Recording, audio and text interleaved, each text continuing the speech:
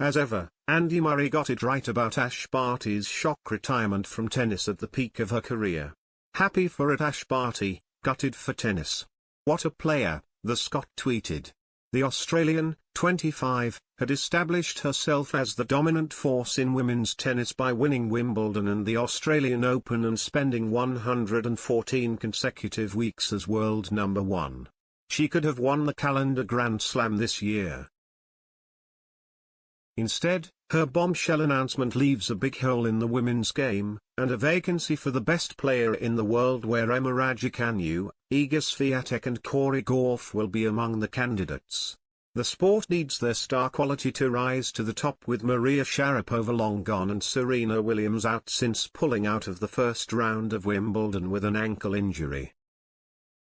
The American superstar, who turns 41 in September, might try one final chance to equal Margaret Court's record of 23 Grand Slam singles titles, but her retirement is near. And Naomi Osaka, who returns to action in Miami today, has slipped down to world number 77 after an emotional defeat in only her third event since the US Open at the Indian Wells Masters.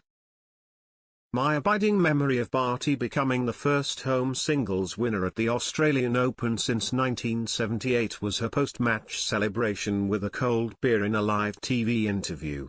She was the people's champion, the anti-diva of tennis. But she had also suffered from her own off-court problems and has openly talked about the brutal demands of top-level sport. The child prodigy first walked away from tennis in 2014 after becoming disaffected by life on the tour. She played cricket in the Women's Big Bash League before returning in 2016 and winning 3 Grand Slam titles. But in her emotional retirement interview with her close friend and former doubles partner Casey Delacroix, Barty revealed there had been a perspective shift in me in the second phase of my career after winning Wimbledon and then the Australian Open in January. My happiness was not dependent on results, she added. Life as a tennis professional is grueling even when you are winning. There is nowhere to hide in an individual sport, no teammates to bail you out on a bad day.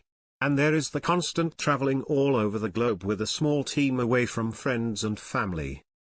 She took 11 months out of the sport at home in Queensland during the pandemic and then ended her season after the US Open last September to return home. She got engaged to Gary Kissick, her Liverpool-supporting PGA trainee golf professional, in November and delayed her return to the tour after her Melbourne triumph. Now we know why. I am fulfilled, she said. I am happy. I know how much work it takes to bring the best out of yourself. I have said it to my team multiple times, I don't have that in me anymore. I don't have the physical drive, the emotional want and everything it takes to challenge yourself at the very top of the level anymore. I just know I am spent.